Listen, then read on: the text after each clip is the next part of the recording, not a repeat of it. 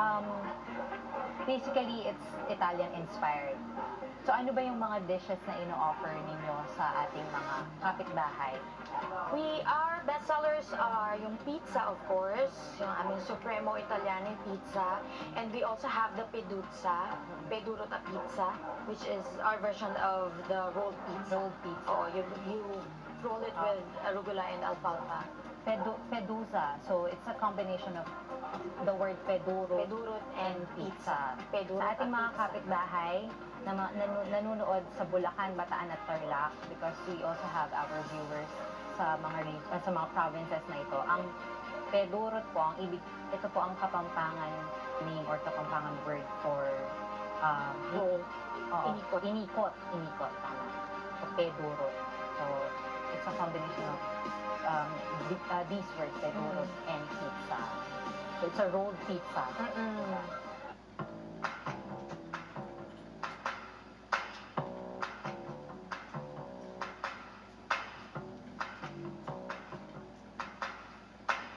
Patok rin sa mga customers ang mga pasta dish ng restaurant. Sa mga pasta naman, because right now, we only have around 7 or 8 yata na pasta dishes. Lahat naman sila, they're doing well, no? Kumbaga parang depende na lang sa preference mo. Like me, I really like yung red sauce and tomato based. So, gusto ko yung mga bolognese, yung pomodoro, and I also like yung aglio olio. Pero we also have our carbonara, pesto, pasta doble. Our pasta doble yun yung red and white sauce. Patitikman nyo yun mamaya. Wow. Red and white in one. In one dish. Wow, that's very nice. Inimbitahan kami ni Miss Emily na matikman ang kanilang mga homemade Italian dishes.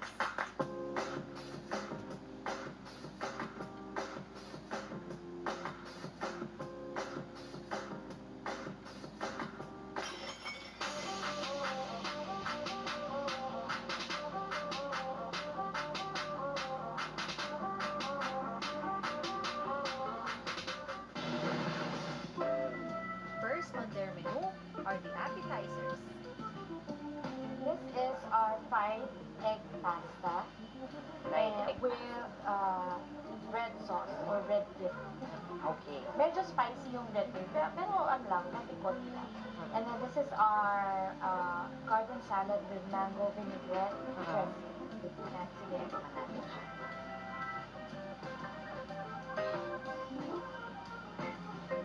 Kahit yung noodles na yan, tapos yung long fried.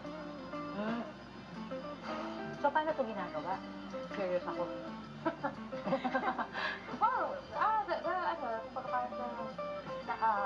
The ordinary way of, pasta lang. Sarap. So, ito naman. Tikman natin. Ang sarap. Ang sarap niya.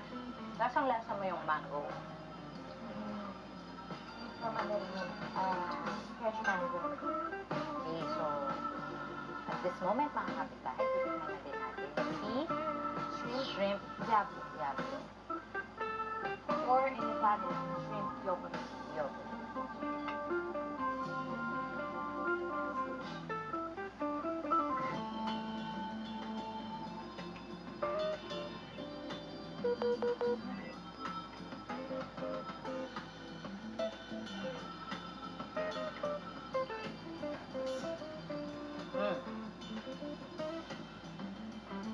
Manyaman niya. Manyaman niya.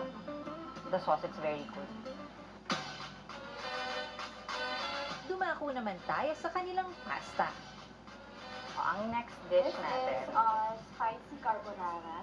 Another spicy. Cream-based, pero obviously, ginawa namin spicy. Although meron din kami version na yung kumbaga yung regular na carbonara. Yung regular na carbonara namin, it's topped with chicken. Pero our spicy carbonara, chicken and shrimp. So, double. And this one naman, our pasta dough, red and white sauce. One dish. Yes. Cream-based and tomato-based. Alam niyo na ang gagawin natin. Ma'am, bakit hindi mo ako samahan na? Kainin tong mga ito. Nakasarap.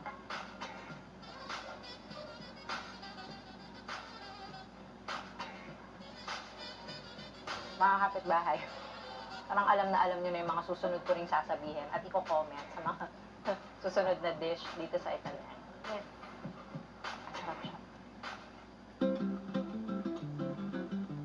Bukod pa sa napakasarap na pagkain ay reasonable rin ang presyo ng mga ito. At you know, Miss Emily, ang maganda sa Italian kung titingnan mo siya, very, yun nga, yung nasabi ko kanina, very homey ang dating niya. Pero ang mga dish mo, pang fine dining at ang dating at parang very expensive siyang titingnan. Pero hindi, di ba? Affordable ang mga dishes. Well, as I mentioned kanina, medyo ma-arte kasi si Josephine. Kasi, so, Kasi everything from presentation siguro, the ingredients, preparation. plus, swerte rin naman kami sa mga kasama namin sa kitchen. Because, you know, they're also, yung mga parang mabusisi din. Tapos they give their inputs na, maganda siguro yung ganito. Maganda siguro kung ganito. So ayan mga kapitbahay, bubusog na yata ako. Hindi pa dapat. Wala kayong pizza. So yung ating pinakahihintay, yung pizza. Wala sa bokabularyo ng pamilya ang salitang pwede na sa mga pagkain inihahanda nila sa kanilang mga customers. We want to create a culture, especially dito sa Pampanga, because it's known for being the food capital of the Philippines. So, kumbaga parang hindi pwede yung pwede na yan. You know? You always have to strive for The best, for the for the better. improvement Yes. of the dish. Oo. So, yun siguro isa sa kumbaga parang selling point namin or isa sa advantages namin na we don't want to settle. Dekalidad rin ang mga sangkap ng kanilang mga dishes. Even our ingredients, we really try na mag-source sa mga suppliers na trusted at saka yung alam mong high quality. Most of our ingredients are imported, pero kumbaga meron kaming mga suppliers na from here in the Philippines na sila na yung nag-import tapos they distribute. Yun. So meron mga suppliers. So this is the pedurot Yes. pizza. Peduro na pizza. Or peduzza. So this is like a panitsa, right? Pero ibang version, ibang tawag lang yung natin sa kanila. So meron tayong mga veggies dito, Arugula and alfalfa. alfalfa sprout. So, turuan niyo po ako paano po kumain ng isang pedusa. Well, depending on your preference. Kung gusto nyo mas marami pang arugula, and then you put alfalfa. And then, you roll it. So, try natin. Yes. And So, depende po mga kapitbahay. Kung mahilig po talaga kayo sa veggies, pwedeng mas maraming arugula at mas maraming alfalfa sprout. Pero kung gusto nyo naman yung mas mangibabaw yung lasa ng pizza, not to overpower yung lasa niya, and just a little taste lang nung inyong, just to balance. just to balance the taste of the veggie and linam ng pizza, konting veggie. The toppings of this pizza are bacon, tomatoes, and yung aming three cheese, parmesan, cheddar, and Mozzarella.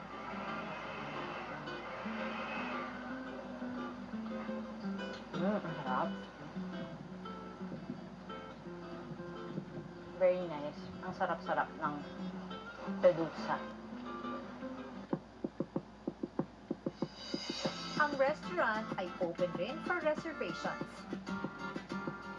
Kasi usually merong nagpapareserve sa amin for birthdays, or like So before you're merong open na for Yeah, so okay, limited lang. Limited kasi limited yung space. So, maybe around 30 persons, gano'n.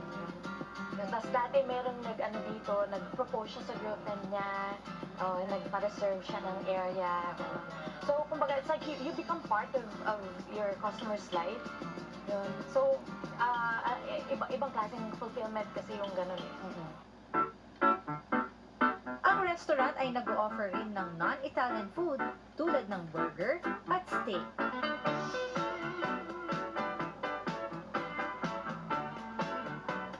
Nakakataba ng puso sa pamilya Samson Manarang ang pagtangkilik ng mga tao sa kanilang pagkain. Isa rin raw ito sa mga dahilan kung bakit naging matagumpay ang pagbubukas ng Italyane.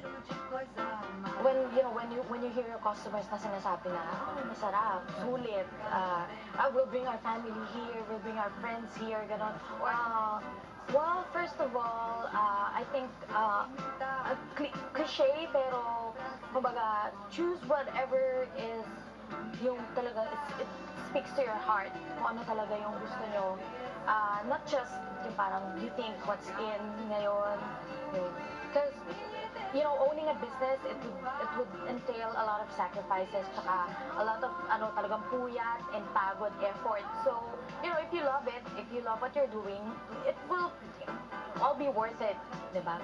Yun. Another is research. Kumbaga, there are a lot of ways naman to research nowadays online, and talk to other business owners, try to ask for advice. People are actually very giving naman sa advice yun. So, you talk to them and learn from them.